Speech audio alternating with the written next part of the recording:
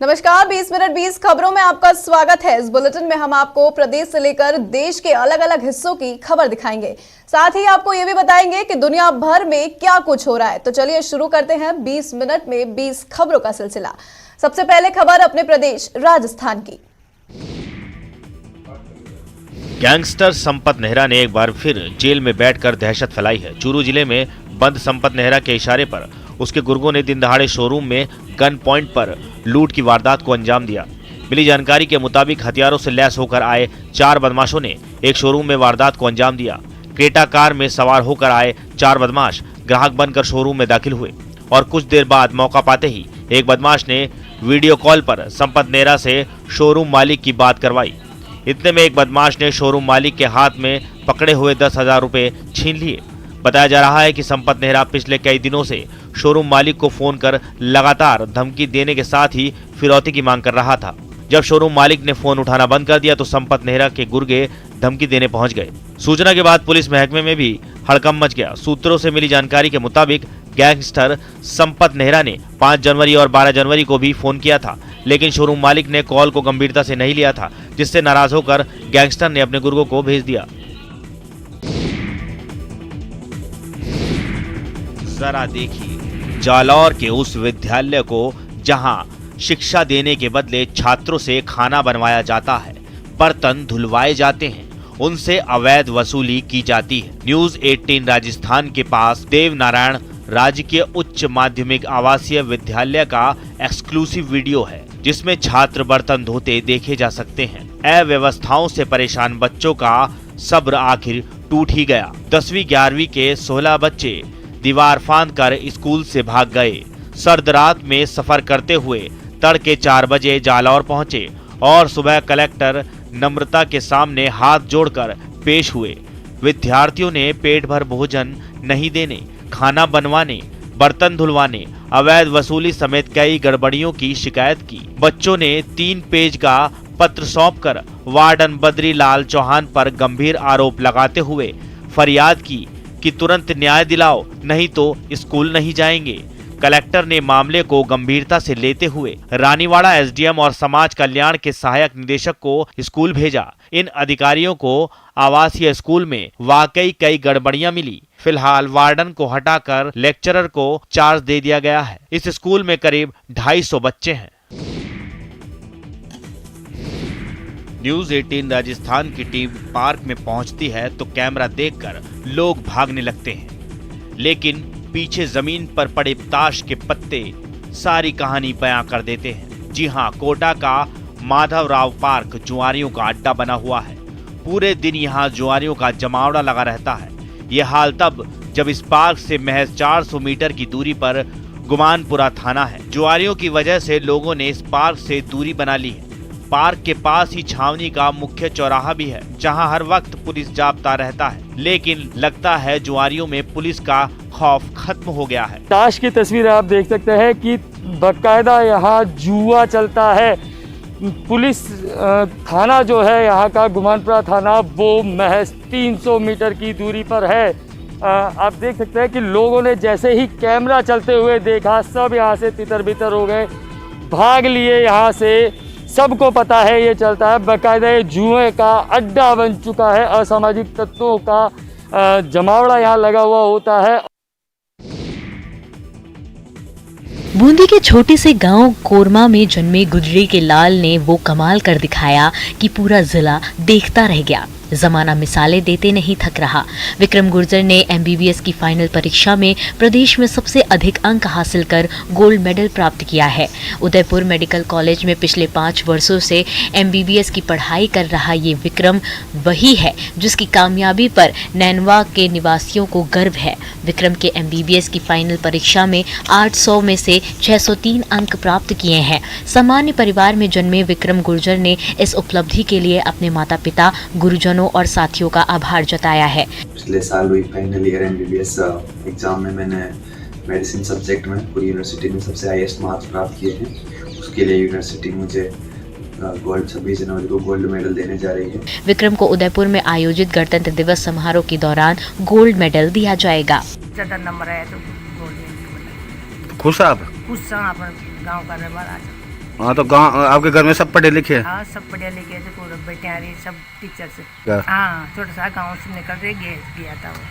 Final year हो गया और फाइनल ईयर में उसके सबसे अधिक अंक मिले मेडिसिन में। गोल्ड मेडलिस्ट के लिए वहाँ से लेटर आया है मेरे पास। 26 जनवरी को उसको गोल्ड मेडल मिलेगा। देश भर में रेलवे का जहां लगभग पूरी तरह से इलेक्ट्रिफिकेशन हो चुका है, वहीं उत्तर पश्चिम रेलवे में अभी भी इलेक्ट्रिफिकेशन चल रहा है। साल 2021 से 22 में 305 किलोमीटर ट्रैक का इलेक्ट्रिफिकेशन का काम पूरा किया गया है।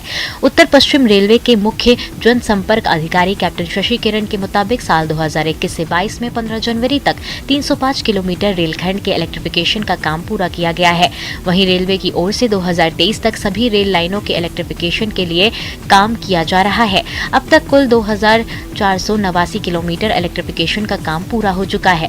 उत्तर पश्चिम रेलवे पर महाप्रबंधक श्री विजय शर्मा के कुशल नेतृत्व में रेलवे पे विद्युतीकरण का कार्य काफी तीव्र गति से चल रहा है। अगर आंकड़ों की बात करें तो अभी तक उत्तर पश्चिम रेलवे पर लगभग 2500 रूट किलोमीटर का विद्युतीकरण किया जा चुका है और इस वर्ष अभी तक 305 रूट किलोमीटर का विद्युतीकरण हो चुका है। पहले कोयले और अब डीजल पर चल रही रेलों का पूरी तरीके से इलेक्ट्रिफिकेशन होने से न केवल रेलवे को बल्कि पर्यावरण को भी कई तरह से लाभ है। ईंधन आयात पर निर्भरता घट रही है और डीजल इंजन के धुएं से होने वाले प्रदूषण से भी निजात मिल रही है।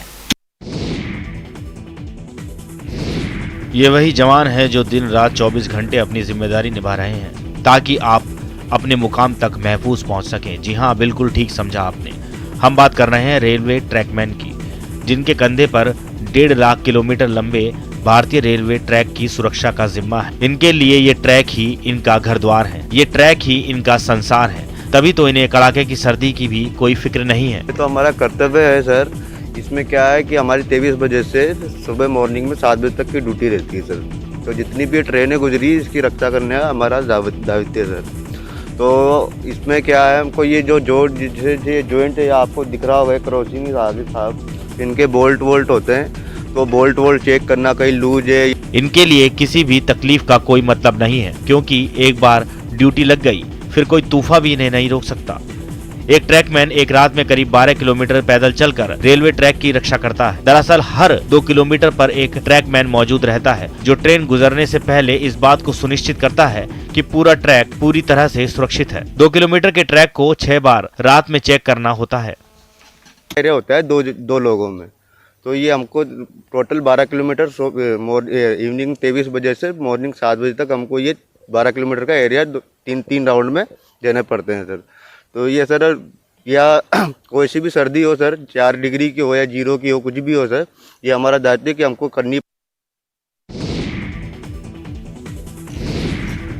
कहते हैं कि नारी अगर सोच ले तो वो कुछ भी कर सकती है। कुछ इस तरह की सोच के साथ डूंगरपुर शहर की कुछ नारियों ने शहर को पॉलिथीन मुक्त बनाने की ठान ली। नगर परिषद की सह संस्था उन्नति सेवा संस्थान की महिलाएं पॉलिथीन मुक्त शहर अभियान को सफल बनाने में जुटी हुई हैं। नगर परिषद के सभापति अमृत कलासुआ और आयुक्त नरपत सिंह राजपुरोहित के निर्देश पर महिलाएं कपड़ों की थैलियां बना रही हैं ताकि शहर पॉलिथीन से मुक्त हो जाए। संस्थान की महिलाएं एक दिन में 1000 थैलियां बना रही हैं।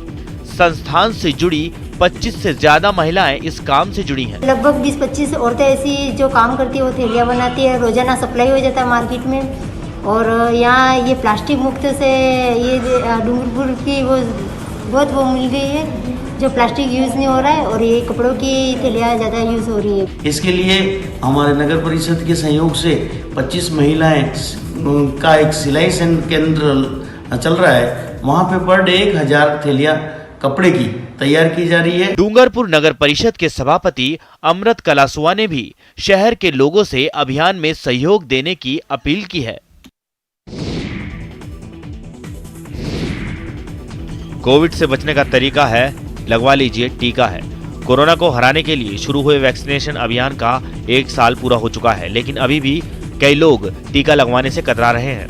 ऐसे ही लोगों के लिए यानी 100% वैक्सीनेशन को लेकर अब पाली जिले में चिकित्सा विभाग नवाचार कर रहा है। यहाँ रात में भी शिविर लगाकर लोगों को वैक्सीन लगाई जा रही है। नाइट वैक्सीनेशन शिविर में शाम 5 बजे से रात 9 बजे लोग टीका लगवाने पहुंच रहे हैं। इस दौरान उन्हें दूध भी पिलाया जा रहा है। इसके अलावा गाँव और कस्बों में वैक्सीनेशन जागरूकता रथ भी चलाए जा रहे हैं। जिले में 13 रथ चल रहे हैं, जिसमें एक मेडिकल टीम भी है जो हाथों हाथ लोगों को वैक्सीन लगा रही है। जिले में अब तक 90% लोगों ने पहली डोज लगवा ली है। इसके साथ ही 80% लोगों को दूसरी डोज लग चुकी है। दूध पिलाने की, जो सर्दी का मौसम है, इसमें गर्म दूध पिलाने की व्यवस्था भी की है, जिसका बहुत अच्छा रिस्पॉन्स मिला है। साथ में जनप्रतिनिधिगण एवं विभिन्न समाज के संगठनों का भी हमें इसमें भरपूर सहयोग मिल रहा है।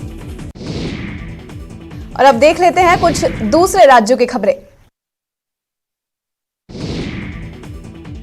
हिमाचल प्रदेश के सरकारी अस्पतालों में सरकार के मुफ्त इलाज के दावे खोखले साबित हो रहे हैं। मामला देहरा के सिविल अस्पताल का है, जहां लूट मची है। मरीजों के पास आयुष्मान कार्ड होने के बावजूद उनका मुफ्त इलाज नहीं हो रहा।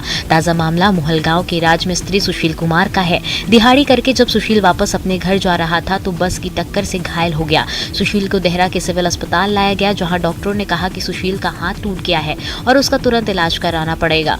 सुशील के घर वाले आनन फानन में आयुष्मान कार्ड लेकर अस्पताल पहुंचे, लेकिन अस्पताल के हड्डी रोग विशेषज्ञ ने इससे इनकार कर दिया और कहा कि आयुष्मान कार्ड नहीं चलेगा।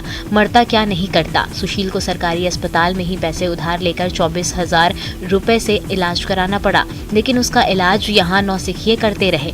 नतीजा यह हुआ कि हाथ सूख कर लकड़ी हो गया। जब सुशील दोबारा हाथ दिखाने अस्पताल गया तो उसे कहा गया कि आपका हाथ काटना पड़ेगा। यह सुनकर सुशील के पैरों तले जमीन खिसक गई। इसके बाद हार कर सुशील कुमार ने निजी अस्पताल में अपना हाथ दिखाया तो उसकी जान में जान आई। सुशील का इलाज चल रहा है और उसकी हालत में भी सुधार है। हिमाचल प्रदेश के मनाली के बेसहारा पशुओं की अनदेखी को लेकर प्रशासन सख्त हो गया है। प्रशासन ने बेसहारा छोड़े गए पशुओं में लगे टैग से मालिकों की शिनाख्त कर ली है और ऐसे 5 लोगों के खिलाफ FIR दर्ज करवा दी है। बता दें कि मनाली के साथ लगते गौसदन में कुछ दिन पहले काफी संख्या में पशुओं ने दम तोड़ दिया था, जिसके बाद से मनाली प्रशासन सतर्क और सख्त हो गया है। हालांकि मनाली प्रशासन ने दिसंबर महीने में 290 पशु मनाली से कटराई भेज दिए थे, लेकिन जनवरी से पहले सप्ताह फिर से रागड़ी में पशुओं की संख्या बढ़ गई है। SDM मनाली की अध्यक्षता में पशुओं के संरक्षण को लेकर बैठक हुई, जिसमें BDO नगर, पशुपालन विभाग, नेशनल हाईवे, नगर परिषद सहित समस्त सदस्यों और मनाली के सामाजिक संगठनों के प्रतिनिधियों ने भाग लिया। बैठक के बाद SDM मनाली ने बताया कि मनाली में पशुओं को बेसहारा छोड़ने वाले 5 लोगों को चिन्हित कर लिया गया है और उनके खिलाफ FIR दर्ज करवाई गई है। उन्होंने घाटी के लोगों से आग्रह किया है कि जिन भी लोगों ने गौसदन में अपने पशु छोड़े हैं उन्हें वापस ले जाए, नहीं तो शिनाख्त होने पर प्रशासन उनके खिलाफ कड़ी कार्रवाई करेगा। SDM ने पंचायत प्रधानों को निर्देश दिए हैं कि पशुओं को बेसहारा बनाने वालों पर कानूनी कार्रवाई अमल में लाए और पंचायत के हर पशु की गिनती की जाए और टैग लगाए जाए।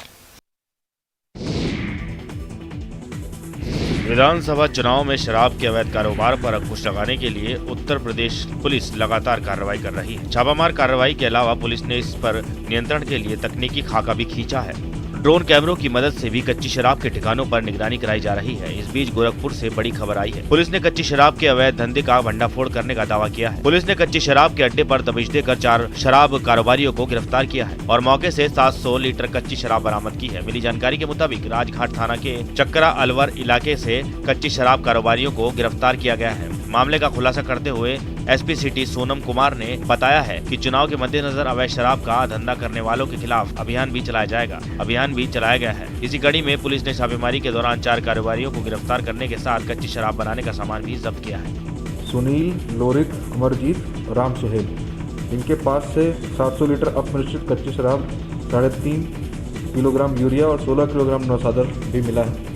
इन सबको गिरफ्तार किया जा रहा है। इनकी मुकदमा अपराध संख्या 22-23/2022, धारा 272 और 62 आबकारी अधिनियम के अंतर्गत कार्रवाई की गई।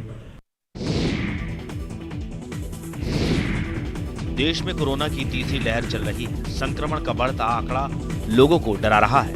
लोगों को फिर से घर के अंदर रहने को मजबूर कर रहा है। वहीं लापरवाही का आलम देखिए कि बढ़ते कोरोना संक्रमण के बावजूद स्वास्थ्य कर्मी कोरोना प्रोटोकॉल की जमकर अनदेखी कर रहे हैं। संक्रमण से बेपरवाह होकर बिना PPE किट पहने ही लोगों की कोरोना जांच कर रहे हैं। परेशान करने वाली ये तस्वीरें उत्तर प्रदेश के गोरखपुर से आई हैं। जी हाँ, गोरखपुर में स्वास्थ्य विभाग की बड़ी लापरवाही देखने को मिल रही है। यहाँ बिना PPE किट पहने कोविड की जांच की जा रही है, जबकि कोविड का संक्रमण तेजी से फैल रहा है। जिले में कोविड की जांच के दौरान पॉजिटिव मरीजों की संख्या लगातार बढ़ रही है। ऐसे में डॉक्टरों और स्वास्थ्य कर्मियों को खुद को सुरक्षित न रख पाना उनकी बड़ी लापरवाही है। जब डॉक्टर और स्वास्थ्य कर्मी ही सुरक्षित नहीं रहेंगे तो मरीजों का भला क्या होगा। हिमाचल प्रदेश के मुख्यमंत्री जयराम ठाकुर ने करीब 200 करोड़ की लागत से बने धर्मशाला मैक्लोडगंज रोपवे का उद्घाटन किया। धर्मशाला स्काईवे नाम से बने इस रोपवे के माध्यम से अब पर्यटन नगरी धर्मशाला से दलाई लामा की नगरी मैक्लोडगंज का 9 किलोमीटर का सफर सिर्फ 5 मिनट में तय होगा।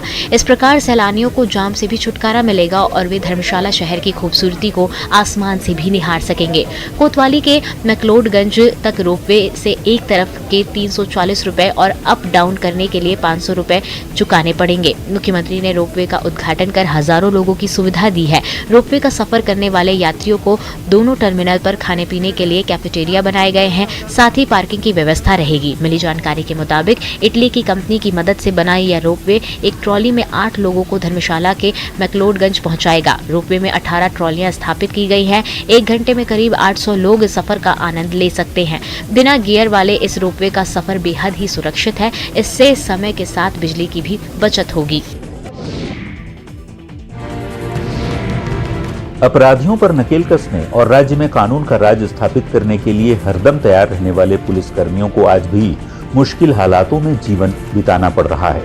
मधेपुरा में कानून की रखवाली करने वाले पुलिस कर्मियों की हालत तो कुछ ज्यादा ही बदतर दिखाई दे रही है। पुलिस लाइन का निर्माण नहीं होने के चलते पुलिस के जवान कभी छात्रावास तो कभी सरकारी गोदाम में रहने को मजबूर हैं। अपराधियों के मन में डर पैदा करने वाले पुलिस के इन जवानों को सांप और बिच्छुओं से ज्यादा डर लगता है। पुलिस लाइन के निर्माण में हो रही देरी का खामियाजा पुलिस के अधिकारियों को नहीं बल्कि इन जवानों को ही भुगतना पड़ रहा है।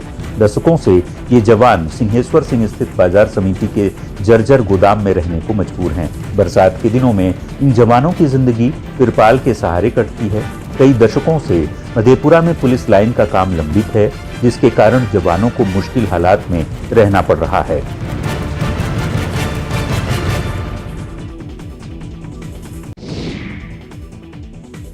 देश में एक बार फिर कोरोना की दहशत है।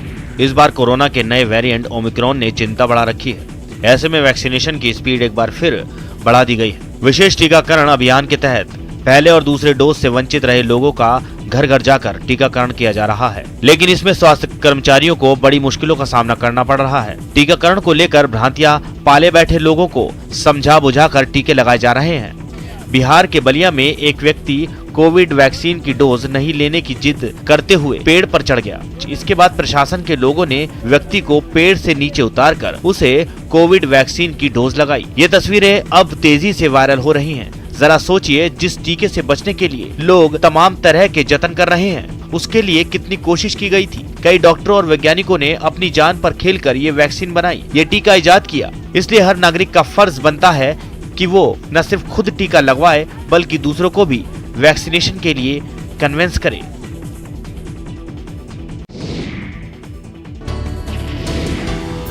वसंत पंचमी के मौके पर आयोजित होने वाली सरस्वती पूजा के लिए विद्या की देवी मां सरस्वती की मूर्तियों का निर्माण शुरू हो चुका है।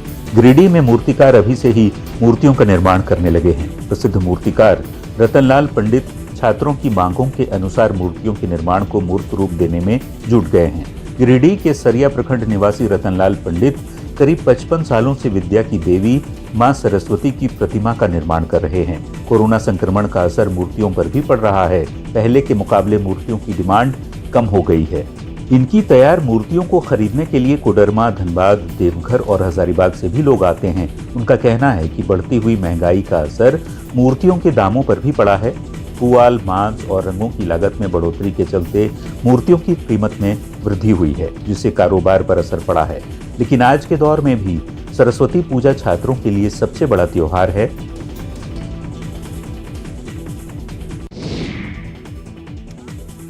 हिमाचल प्रदेश के किन्नौर में तीरंदाजी की परंपरा सदियों पुरानी है। जिले के रोपा घाटी में तीरंदाजी तब खेली जाती है जब स्थानीय देवी देवता स्वर्ग प्रवास पर जाते हैं। हालांकि घाटी के हर गांव में अपने स्तर पर मान्यता के अनुसार तीरंदाजी खेली जाती है, लेकिन तस्वीरें जिले के रूशकलंगर गाँव में इन दिनों तीरंदाजी खेली जा रही है। स्थानीय देवी टुंगमा जी स्वर्ग प्रवास पर हैं। लोगों का मानना है कि देवी के आशीर्वाद से ही ये खेल खेला जाता है। खेल के लिए 4 टीमें बनाई जाती हैं। टीम का एक कप्तान होता है, जिसके दिशा निर्देश का पालन करना अनिवार्य होता है। लोगों ने बताया कि देवी जी के स्वर्ग प्रवास के साथ ही तीरंदाजी शुरू होती है। देवी की स्वर्ग वापसी के साथ ही इस खेल का समापन भी हो जाता है। मान्यता है कि स्थानीय देवी जी के स्वर्ग प्रवास पर जाते ही उनकी अनुपस्थिति के दौरान बुरी शक्तियों के प्रकोप को नष्ट करने के उद्देश्य से गांव में तीरंदाजी का आयोजन होता है। वहीं जीत हार का फैसला देवी जी के स्वर्ग वापसी के बाद दावत और लोक नृत्य का आनंद लेते हुए होता है। एक तरफ कोरोना महामारी के कारण रोजगार छिन जाने के चलते लोगों को रोजगार के लिए भटकना पड़ रहा है, लेकिन सिमडेगा की ये महिलाएं कोरोना के प्रभाव से बेअसर हैं। खुद के व्यवसाय से महिलाओं को चलाने वाली 12 महिलाएं हर महीने 30,000 रुपये तक की कमाई कर रही हैं। इनकी कमाई शादी के सीजन में और अधिक होती है। इन्हें न तो बाजार की चिंता है, न ही उत्पाद के खराब होने का। इन महिलाओं के हौसले को जानने के बाद जिला उपायुक्त खुद ही महिलाओं के बिजनेस मॉडल को देखने पहुंचे और समूह बनाकर व्यवसाय कर रही महिलाओं की तारीफ की।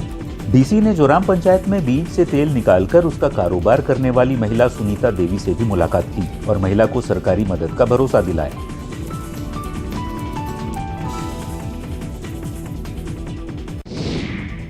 अब खबर विदेश के कुछ जरूरी खबरों पर।